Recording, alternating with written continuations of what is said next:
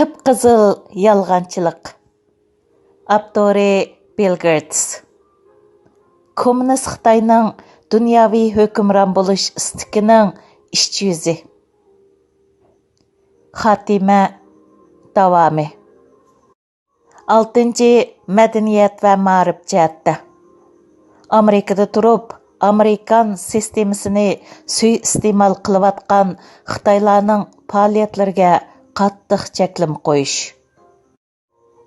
Tuman minglagan Xitoylarning Amerikada o'qishiga va tadqiqot bilan shug'ullanishiga yo'l qo'yilib keldi. Ularning ko'pchiligi bu fursatni Xitoy xalqining va Xitoy armiyasining taraqqiyotiga tuhfa qo'shish uchun ishlatdi. Bu xil kishilarning bu qilmishlari o'zaro manfaat yetkazishni asos qilgan holda cheklanishi kerak. O'xshash sondagi amerikaliklarning o'xshash turdagi Xitoy institutlarga va universitetlarga kirishi ro'yobga chiqmagan taqdirda Xitoylarning Amerikadagi imtiyozlarimi amaldan qoldirilishi zarur. Amerika universitetlariga kirib olgan Kongzi institutlari Xitoy Kommunistik partiyasi Markaziy birlik fronti xizmat bo'limi uchun xizmat qiladigan Xitoy hukumatining Kommunistik partiyaning Amerikaning manfaatiga qarshi harakatlariga yon tayoq bo'ladigan organ bo'lganligi uchun taqib o'tilishi lozim. 7. Josuslikqa taqobil turish jihatda. Aktivlik bilan Xitoy istixborotini va davlat bexatarlik xizmatini nishonga ilishni markaziy nuqta qilgan zo'r ko'lamlik josuslikqa qarshi turish xizmatlari va analizlari yo'lga qo'yilishi kerak.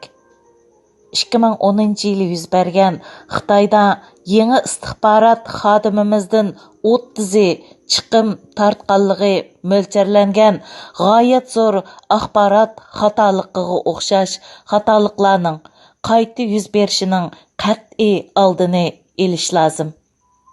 Yangi manbalar va yuqori iqtidorli xodimlar tarbiyalanib chiqilib, Xitoy Davlat bexatarligi ministerligi, Xitoy Xalq ozodlik armiyasi va uning strategiyalik hamdamchi kuchlari, Xitoy Kommunistik partiyasi Markaziy birlik fronti xizmat bo'limi va boshqa Xitoy aparatlariga singib kirish va bularga qarshi harakatlar uchun yangi xodimlar qabul qilinishi kerak. Buningdan sirt huquqning markaziy hisoblangan Xitoy Kommunistik partiyasi istixborot jihatda singib kirish va islohot ideyasidagi partiya liderlarini ayirib chiqib, ularning huquq va ta'siriga ega bo'lishiga yordam berishning, buning aksicha Amerikaga qarshi qattiq qo'l kommunistik liderlarni cheklash va ojizlashtirish tipidagi ta'sir ko'rsatish harakatlarining nishoni bo'lishi kerak. Davlatlik istixborot organining, davlatlik josuslikqa qarshi turish organining direktorlari va bexatarlik markazlari davlat ichidagilarga eslivilishning, maxfiy hujjatlarning eqib chiqib ketishining oldini olishga kirishivilishning o'rniga inson yoki texnik sifatidagi chet el istixborot harakatlariga aktivlik bilan taqobil turishga o'tishi lozim.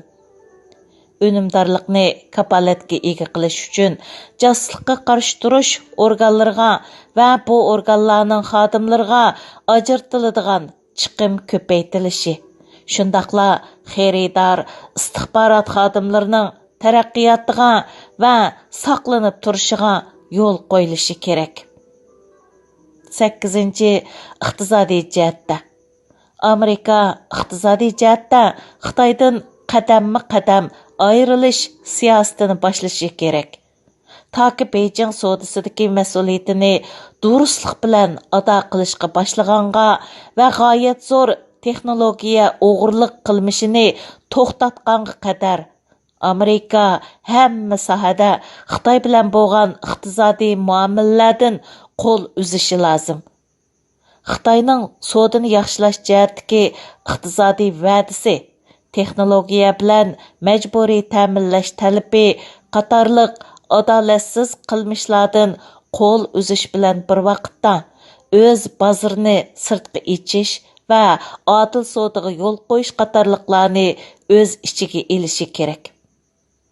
Bu ayrilish Xitoy Kommunistik partiyasiga uning dunyoviy hukmron bo'lish planidan yenishiga besim ishiltadigan pishang sifatida qo'llanilishi kerak.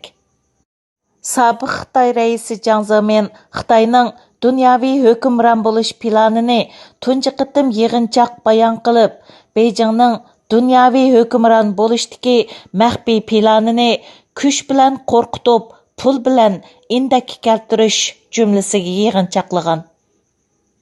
9. Pul muomala jihatda Xitoyga qarshi maxfiy pul muomala urushi planlash va buni yurgizish. Amerika Reagan hukumati davrida yurgizilgan Sovet ittifoqini ojizlashtirib, uzil-kesil mag'lub qilganga o'xshash siyosatlarni qo'g'lishishi kerak. Navbatda Amerika hukumatining davlat bexatarlik organlarining Xitoyning Amerika kapital bozoridagi harakatlarini kontrol qilishi mavjud emas. Xitoy buning natijasida Amerikadagi va dunyoning boshqa joylaridagi mablag' solish vositalariga singib kirish orqali o'z armiyasini va boshqa kengaymichilik faoliyatlarini moliya bilan qo'llamoqda. Pul muomala urushi Xitoyda demokratik yo'nalishga ega siyosiy o'zgarish elib kelishdek yoshirun kuchga ega. 10. Harbiy almashtirish jihatda Beshburchaklik bino va Amerika armiyasi Xitoy Kommunistik partiyasini va Xalq ozodlik armiyasini birinchi nomerlik dushman degan tonishdagi yangi siyosatni yurgizishi lozim. Xitoy nazariya jihatdan faqat strategiyalik raqib debla tunilmasligi lozim. Prezident Beshburchaklik binoni va Amerika armiyasini harbiy jihatda almashtirish, o'zaro ziyorat qilish, yig'in uyushtirish va ishonchni cho'nqurlashtirish uchun o'ttirg'i chiqarilgan boshqa turlik harakatlar orqali kommunistik partiyani va xalq ozodlik armiyasini qoyil qilg'ili bo'ludi deydigan Taypunam zamonidan qolgan koni ideyani cho'rib tashlaydigan yangi siyosat yurgizishga yetaklashi lozim. Harbiy almashtirishdan real dangsigili bo'ladigan natijalarga erishgili bo'ladigan holat shakllanganda, ondan bu jihatda keyniga dojishqa bo'ladi. Xitoy Kommunistik partiyasi va Xitoy Xalq ozodlik armiyasi bilan bo'lgan uchrashishlar vafo qilinmaydigan va amaliylashmaydigan cho'nqurroq munosabatni taraqqiy qildirishgimi, oradagi jiddiy vaziyatni pasaytishgimi yaramaydigan kelishimlarni tuzib qo'yishning o'rniga real natijalarni beradigan suhbat bilanla cheklanishi kerak. 11. Harbiy boshqariladigan bombadan mudofialanish. Amerikaning rayon xarakterlik boshqariladigan bombadan mudofialanish iqtidorini oshirish.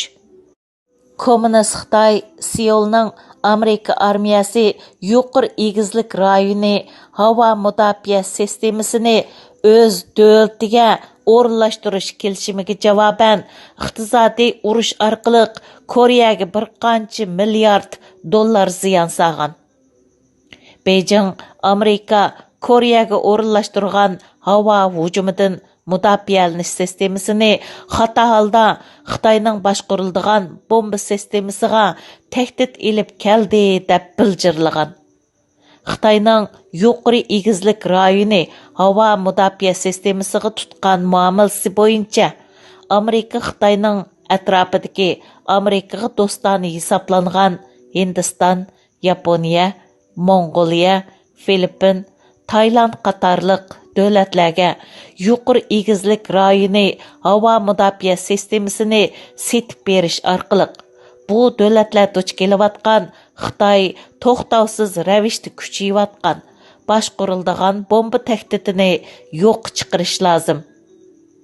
Amerika Xitayni qorshab o'rinlashtirilgan yuqori egizlik rayoni havo mudofaa sistemasi sababli Xitoyning o'ch elishini nazarda tutib, bu sistemasini Hindi Tinch okean rayonining hammasini o'z ichiga oladigan rayonliq boshqariladigan bombadan mudofaalash sistemasi bilan bir gavdalashtirish orqali Xitoyga tahdid elib kelsa bo'ldi.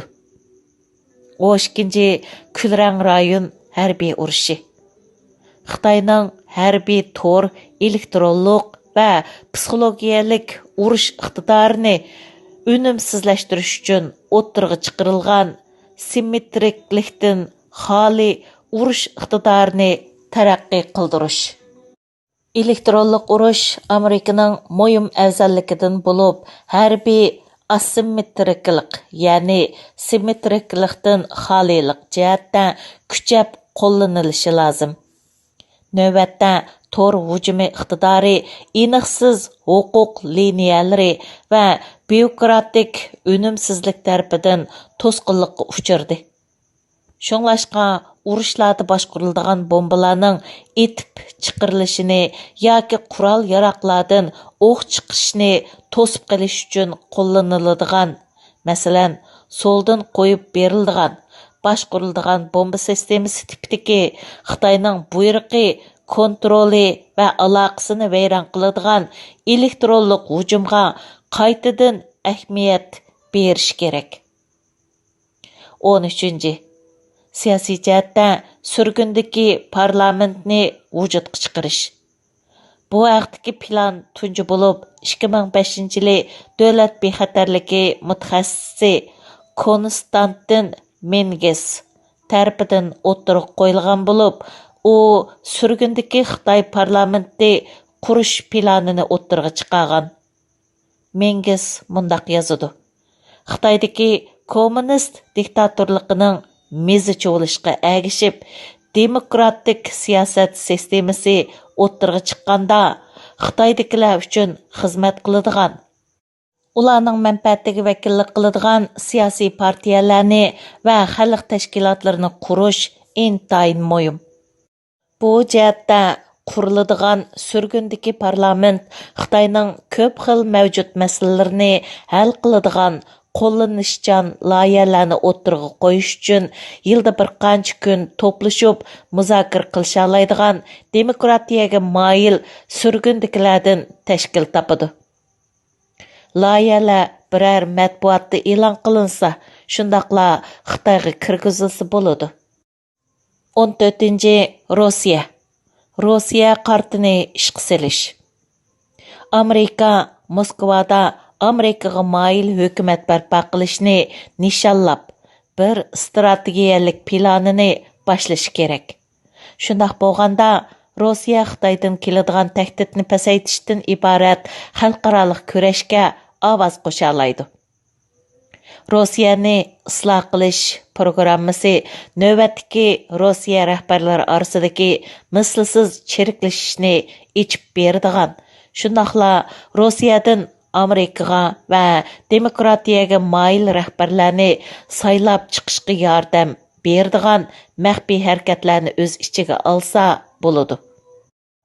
Bu va boshqa loyihalarni amalilashtirish Xitoy Kommunistik partiyasi tarafidan idora qilinishni tish tirnog'igacha rad qiladigan 1,4 milliard xalqqa o'rlik elib kelishning jiddiy jarayonini boshlaydi. Tashakkurnoma. Qip-qizil yolg'onchilikning nashr qilinishi tarixdagi halqiliq paytga to'g'ri keldi. Yadro quroliga ega kommunistik diktatorligi hisoblangan Xitoy Xalq Jumhuriyati Amerikaning o'rnini elib, dunyoning yetakchi kuchi bo'lishga tishini bilavatmoqda. Shuning bilan bir vaqtda Beijingning kommunist rahbarlari diktatorlashgan hokimiyat shakli va diktatorlashgan jamiyat barpo qilishga jon jahli bilan tirishmoqda. Bu kitobda men erkinlik, demokratiya va erkin bozor uchun eng ig'ir tahdid deb qaragan maxfiyatlik va aldamchiliklarni pash qilishga tirishchanlik ko'rsatdim.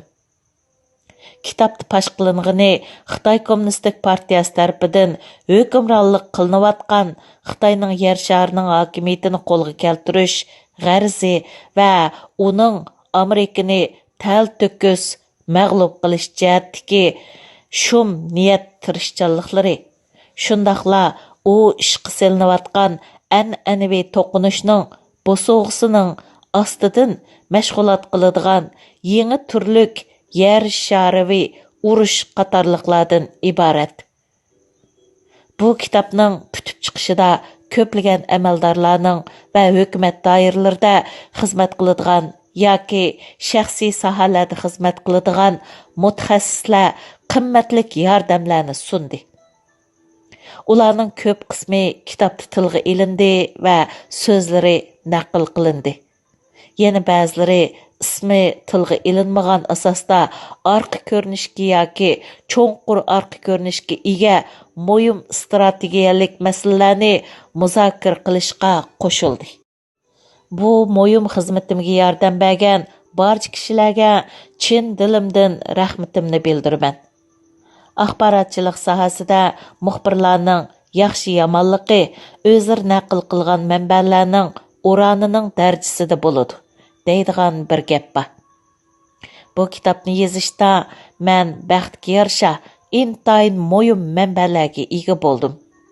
Kitobni yozish jarayonida eng zo'r chekda to'g'ri ma'lumot berishga tirishdim. Men Washington erkinlik maykidagi xizmatdoshlarimning meni qo'llaganligi uchun ularga alayda rahmatimni bildiraman. Bo'libmi bu organning mas'uli Mikhail Goldfarb, bosh muharrir Mativ Kontenti va bosh rais Aaron Harrison qatorliqlarga alayda rahmat aytaman. Shundaqla Washington vaqt gazetidagi sabdoshlarimizdan direktor va ijroiya bosh muharriri Chris Dolan, bosh ijroiya amaldori Larry Bisley va rais Thomas McDavid qatorliqlarga rahmatimni bildiraman. Kitabımның vakalatchisi 2018 yılı avgust ayida vafot bo'lgan Joseph Brandon'ga rahmat aytaman va uni chin dilimdan aslayman. Bill Gates 2019 yılı may. Shuning bilan bu kitob tamam. İngilizchadan Hikmatyar Ibrohim Anvar Qarqurum tarjim qilgan. Manba Uyg'urlar Tor jurnalining 14 sonidan ilindi.